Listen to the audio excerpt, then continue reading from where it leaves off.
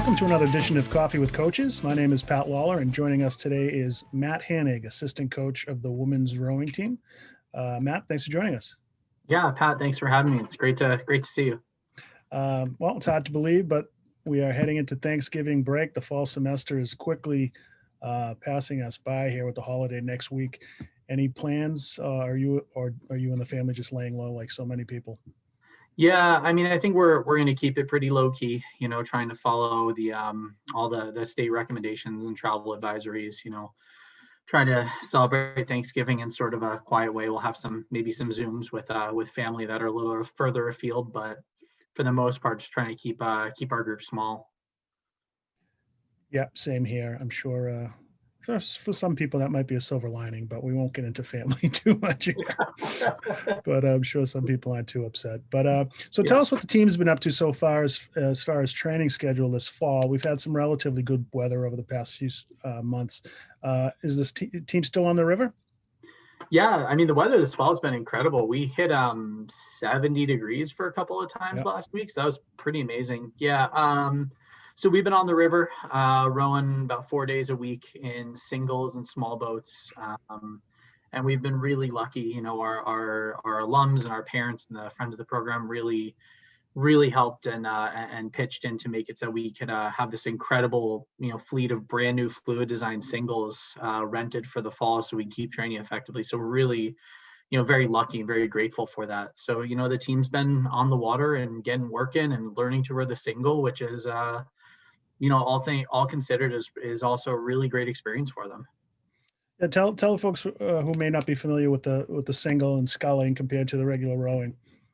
Sure. Yeah. So for NCAA's and Patriot League Championship, we sweep row for the most part, which is in boats that are either 4 or 8 rowers with a coxswain, and each rower has 1 oar. This fall, we've turned to sculling, which each rower has 2 oars, so 1 in each hand. And the boats are as small as it gets for rowing. So they are maybe about 1 foot to 1.5 feet wide. And you really learn, self-accountability and how to move the boat. And you learn what rowing coaches call boat feel. So how to sort of self-coach based on how the boat is reacting to your actions. So it's been a really sort of new and good opportunity. Great, and I'm sure it's good for the student athletes to pick up new skills, and you might find a great sculler in there. Yeah. Winter session will be here soon. What will the winter break look like for the team as far as training goes? Sure. Yeah. So we were talking the other day, and winter break's pretty long this year. Most of our rowers are going home for Thanksgiving and not coming back until the spring semester. So they're going to be away for a bit. The big thing for us is it's just trust. That break is always critical to our success in the spring, how the rowers manage the break and manage the training.